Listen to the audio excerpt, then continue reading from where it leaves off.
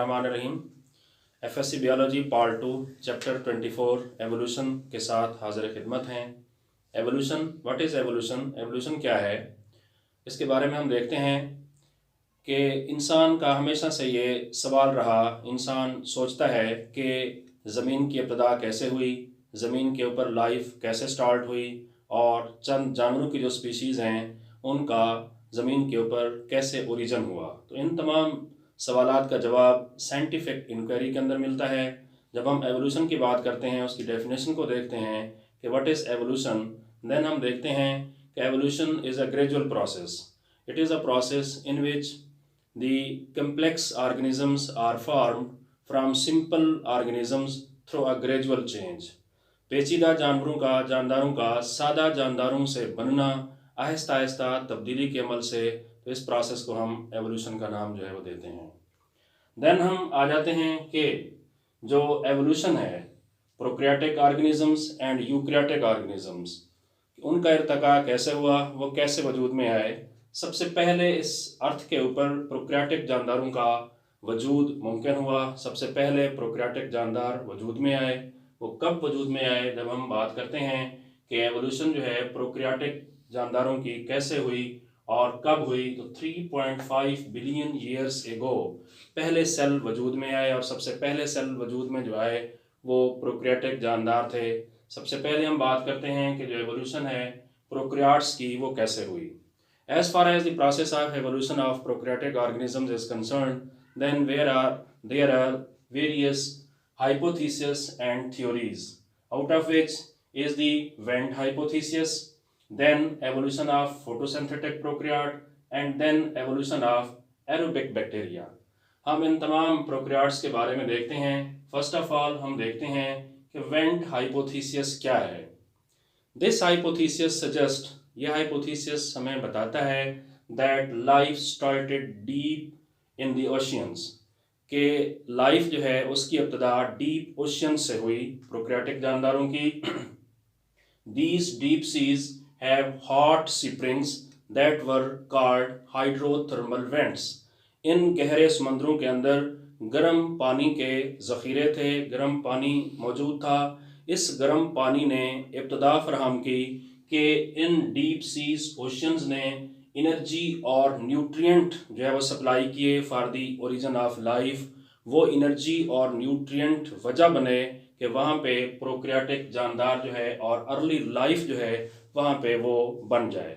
तो इस हवाले से एरोबिक बैक्टीरिया, प्रोकैरियोटिक जानदारों में आर्चियोबैक्टीरिया का जो एक ग्रुप है वो इन डीप सीज ओशंस के अंदर जो है वो वजूद में आया। और यही बैक्टीरिया जो थे वो एक जो वेंट हाइपोथेसिस है उसको ये रिकग्नाइज करते हैं और उसको ये सपोर्ट करते हैं, जिसको हम वेंट हाइपोथेसिस का नाम जो है वो देते हैं। तो यहाँ पे आपके पास एक शॉर्ट क्वेश्चन पूछा जा सकता है, what is vent hypothesis and what are hydrothermal vents. Second is the evolution of photosynthetic prokaryote, के फोटोसिंथेटिक प्रोकैरियोट्स जो हैं ये कैसे वजूद में आए और इनकी इब्तिदा जो है वो कैसे हुई। अब हमारे पास जो परमिटिव एनवायरनमेंट था, पुराना जो एनवायरनमेंट था, पहले से जो एनवायरनमेंट था, it have limited supply of nutrient. यहाँ पे न्यूट्रिएंट्स की जो सप्लाई थी वो लिमिटेड थी, महदूद थी। तो इस एनवायरनमेंट को एक और सोर्स की ज़रूरत थी, एक और ज़रिए की ज़रूरत थी जिससे न्यूट्रिएंट की जो सप्लाई है वो फुलफिल की जा सके। So photosynthesis the process, it became the source of the nutrient। तो ये प्रोसेस जो था वो इन न्यूट्रिएंट का एक सोर्स जो है वो बन गया। और फर्स्ट फोटोसिंथेटिक जो ऑर्गेनिजम्स थे उन्होंने जो है H2S इस्तेमाल करना शुरू की इंस्टेड ऑफ वाटर की बजाय इन्होंने हाइड्रोजन सल्फाइड यूज़ की। और फिर ऐसा हुआ कि ऑक्सीजन की बजाय सल्फर जो है वो रिलीज हुई और यहाँ पे हाइड्रोजन जो थी वो रिड्यूस्ड हो गई शुगर के अंदर।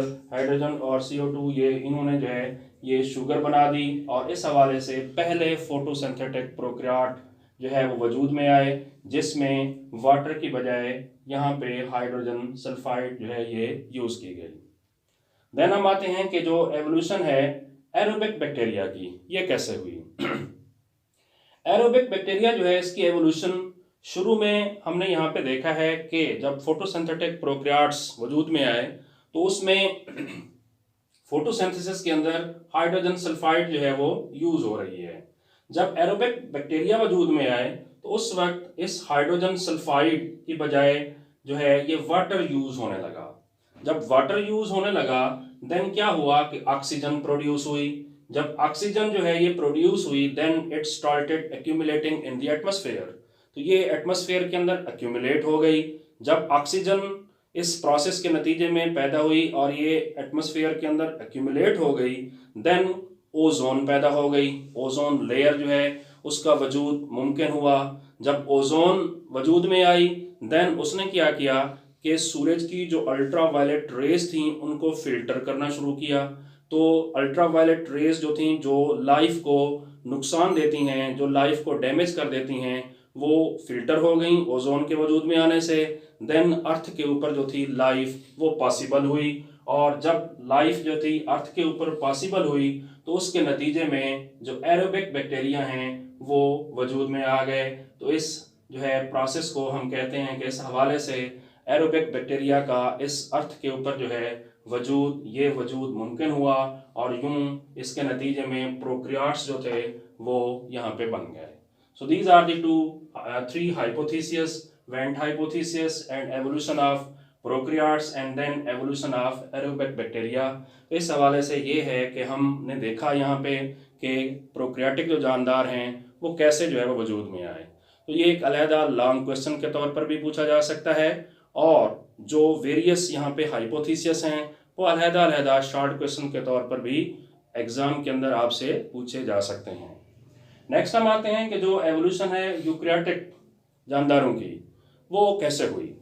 Eukaryotes are the organisms that have well known nucleus and membrane bonded organelles such as mitochondria, endoplasmic reticulum, ribosomes etcetera. अब इस हाइपोथेसिस की तरफ जब हम आते हैं और इसकी एवोल्यूशन की तरफ जो है वो जब हम आते हैं तो देखते हैं कि जो यूकैरियोटिक जानदार हैं, पहले यूकैरियोटिक जानदार वो तकरीबन 1.5 बिलियन ईयर्स एगो ये जो है वो अपेयर हुए, और इसके बारे में हमारे पास दो जो है वो हाइपोथेसिस हैं। दो हम कह सकते हैं कि हमारे पास जो है वो थ्योरीज हैं, out of which one is the endosymbiont hypothesis.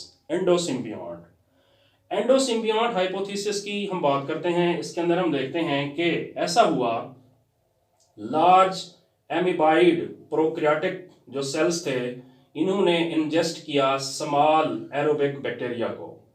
जब इन्होंने इसको लिया देन क्या हुआ कि ये एरोबिक बैक्टीरिया, ये एमीबाइड जो सेल्स थे, इन एमीबाइड सेल्स ने इसको जो है वो डाइजेस्ट ना किया, ये इसको डाइजेस्ट ना कर सके इन एरोबिक बैक्टीरिया को, जिसका नतीजा ये हुआ कि ये एरोबिक बैक्टीरिया इस एमीबाइड सेल्स के अंदर स्टेबलाइज हो गए, और यूं इन दोनों ने सिम्बियोटिकली रहना शुरू किया।